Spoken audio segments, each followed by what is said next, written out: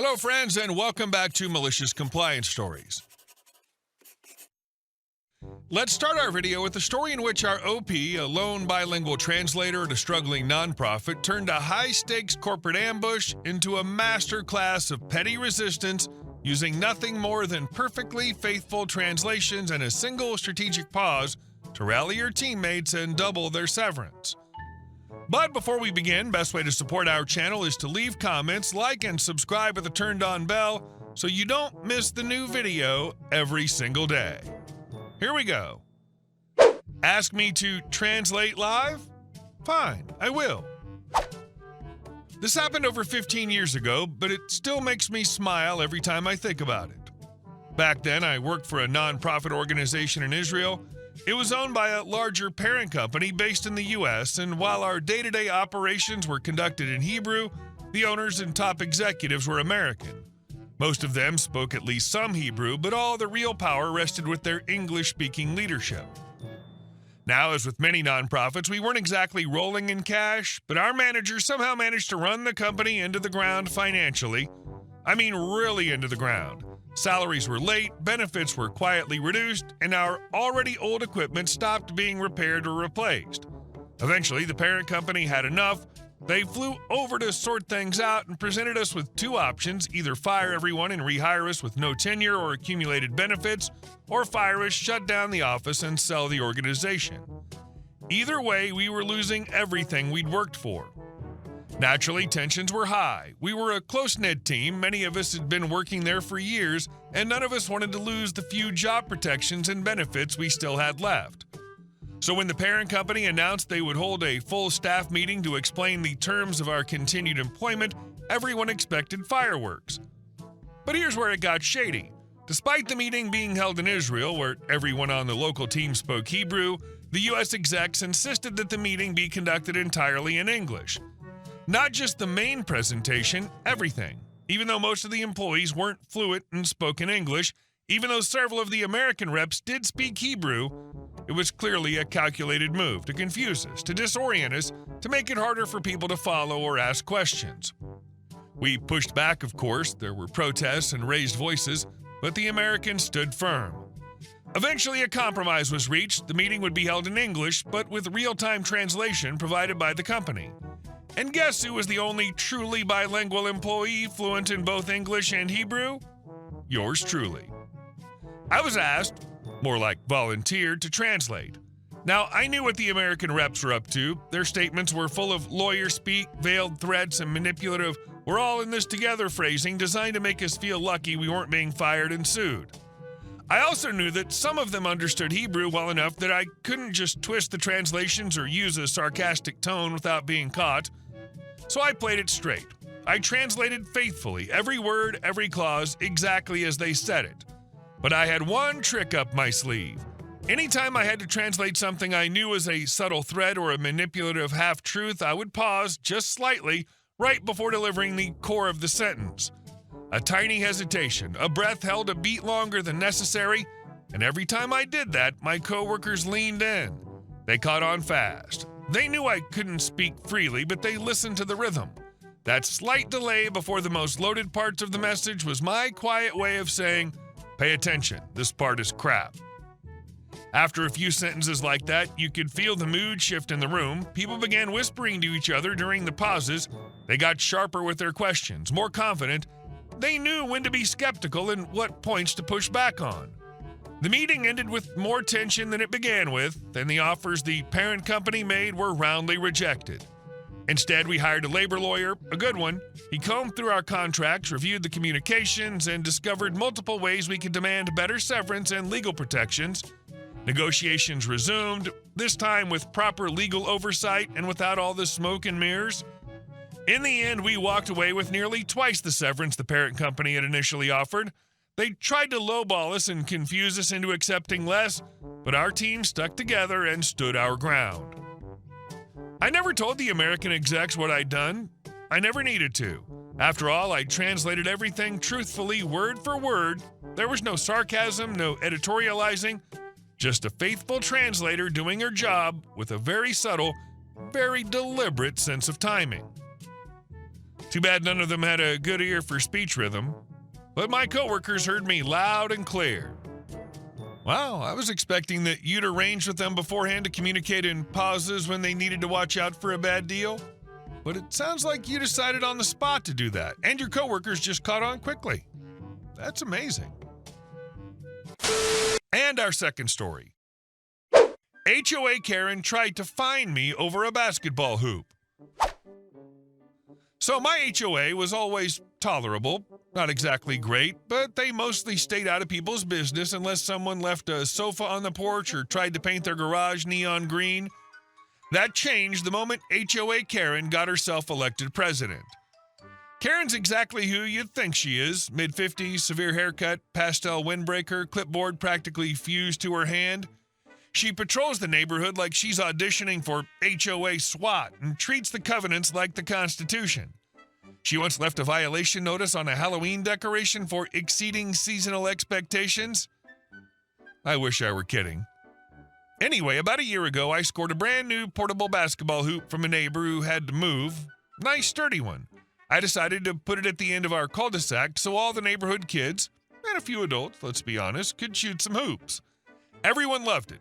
It wasn't in anyone's way, no one parked near it, and it brought a little fun into the block. Then I got the letter. Actually, I got two, one email and one printed letter, both from the HOA citing me for a basketball goal in the street with a warning that I'd be fined $20 per day if it remained there. The letter was signed, big, bold font by Karen herself. I could almost hear her smugly clicking send. So I did what she hates. I dug into the HOA covenants looking for the exact wording, and there it was. No basketball goal should be in front of the setback line for the home. That's it. No mention of the street, just the setback line. Now here's where it gets fun. Most houses here have a 20-foot driveway, so their setback line is practically at the garage door. Not me. My house sits nearly 75 feet back from the street. Big lawn, long driveway, the works. So I called the city just to be sure and confirmed my official setback line is 25 feet from the street. I moved the hoop exactly 25 feet from the street, not 24, not 26, dead center of my driveway, halfway between the road and my garage. It was glorious. 3 days later, 8 a.m. sharp, I wake up to angry knocking. Who is it? You guessed it, Karen herself in all her red-faced fury. She demanded I move the hoop back where it belongs or start paying fines. I calmly pulled out the HOA rules, showed her the email from the city, and walked her right into the hoop like it was a crime scene exhibit. This, I said, is exactly 25 feet back. That makes it fully compliant. If you don't like it, you can take it up with the city or go yell at a cloud. She sputtered, said something about setting a bad example, and then straight up told me to F off. Classy. Then she stormed off with the promise, I'll be back. Fast forward a week, nothing. No fine, no notice, no Karen. Until a knock on the door comes again. This time it's another board member, one of the sane ones. He sheepishly apologized for all the drama and said they'd reviewed the matter and decided I could put the hoop back in the street if I wanted. No trouble, he said. We realized it was an overreaction. I smiled and said, cool, put it in writing. He agreed.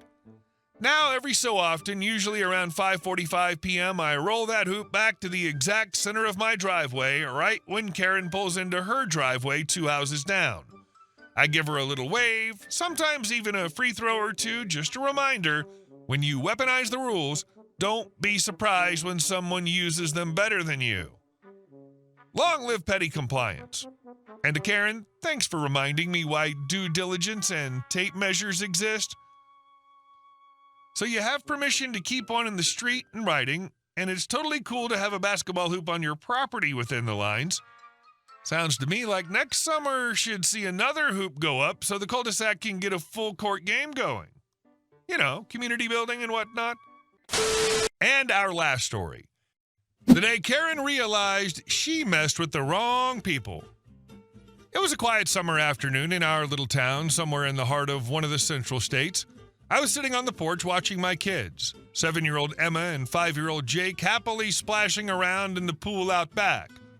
We were renting this house, and my husband Michael was working late at his dental clinic that day. Life felt perfect. We were expecting our third child soon. The sun was warm and gentle. The kids were laughing, and for a moment, all I had to do was enjoy the peace. That is, until the peace was shattered by a sharp, unpleasant figure appearing by the fence.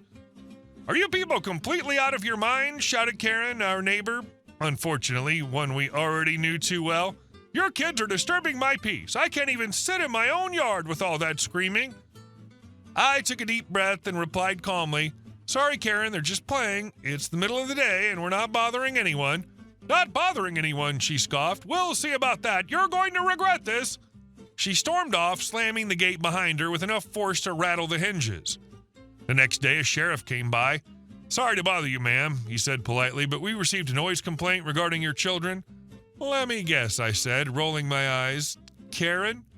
The sheriff gave an awkward smile. "I can't confirm that, but you know how she is." The very next morning, Karen knocked on our door again. "You're being evicted," she announced, gleefully holding out a piece of paper. "I spoke to the landlord and he agrees. You people don't belong here." I stared at the paper in confusion, then at her smug face. "You're mistaken," I said quietly. "Mistaken?" she snapped. "I'm never mistaken." "The landlord wouldn't do this," I said calmly. "And why not?" "Because the landlord's my father." Karen froze for a moment, her face turning red as her voice grew sharper. "Lies! You're just trying to scare me." At that moment, my father appeared by the gate. He was bald, fit, had a neatly trimmed beard and mustache, and always carried himself with calm confidence. "What's going on here?" he asked, walking over. Karen spun around. "You need to confirm that this family is being evicted." He glanced at me with a questioning look. I explained briefly. "Karen claims you've decided to evict us." He smiled and replied, "Karen, I've tolerated your endless complaints and repair demands long enough, but now you've crossed a line." "What are you saying?" Karen snapped, furious. "You're no longer my tenant. You're the one being evicted," my father said firmly, without raising his voice. Karen stepped back as if doused in cold water. You can't. I'll pay you more." "It's not about money," he said calmly. "You're rude, confrontational, you steal packages from the neighbors, and you hate cats. You don't belong here." Karen stood speechless for a second, then spun around and stormed off, yelling something unintelligible. Once she was gone, my father turned to me with a smile. "You insisted on paying rent even when I offered it to you for free. Maybe I should have listened and never let that Karen move in." I laughed. "What matters is she won't be ruining our peace anymore." We hugged, and when the kids saw Grandpa, they jumped out of the pool and ran to him. Life finally felt peaceful again. Never underestimate people just because they seem quiet or ordinary. Sometimes there's far more strength and influence behind them than meets the eye. Hey guys, thank you all for watching the video. I'll see you in the next one.